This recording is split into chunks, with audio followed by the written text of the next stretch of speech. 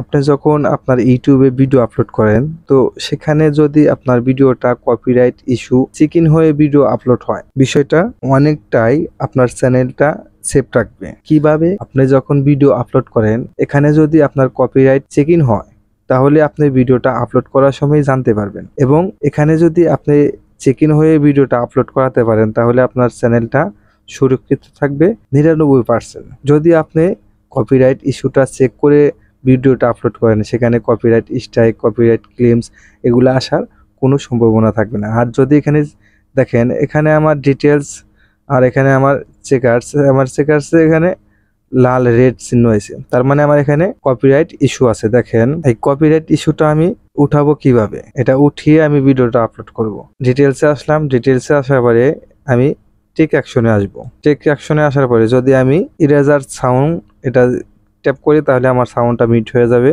যেহেতু আমি সাউন্ডটা রিপ্লেস করব, আমি এখানে রিপ্লেস সং এর ট্যাপ করে কন্টিনিউ ট্যাপ করব। তো এখান থেকে আমি একটা সাউন্ড বা সং বেছে নেব।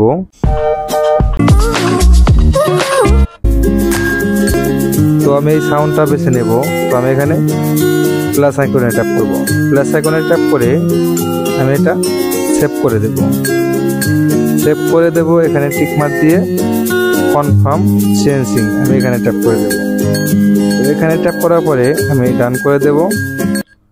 তো এটা আমার ইউটিউব অটোমেটিক লাইসেন্স দিয়ে দিবে, তো এখানে আমার কোনো সমস্যা হবে না। তো দেখেন, এখানে আমার রিটার্নিং আপলোড আমি এখানে ট্যাপ করব। তো এখানে ট্যাপ করার পরে এখানে দেখুন, আমার এখানে চেকার্সে এখানে আর কোনো লাল রেড চিহ্ন নাই, তার মানে আমার এটা সম্পূর্ণ এখন ভিডিওটা নিরাপদ। তো আমি এখানে নেক্সটে ট্যাপ করব।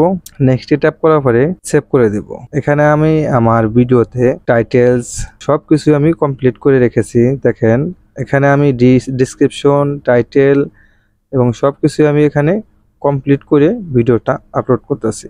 এইভাবে আপলোড করি বিদায় আমার চ্যানেলে এখন কোনো কপিরাইট স্ট্রাইক ঝামেলা নাই। বা এটা আপনাদের নতুন যারা ইউজার আছেন তাদের এই সমস্যা হতে পারে, এক সময় আমারও হয়েছে, এই প্রবলেমে আমিও পড়েছি এক সময়। তো আজকের ভিডিও দেখে যদি একটু উপকৃত হয়ে থাকেন, অবশ্যই চ্যানেলটি সাবস্ক্রাইব করে রাখবেন। দেখা হবে পরবর্তী যে কোনো ভিডিওতে। আল্লাহ হাফেজ।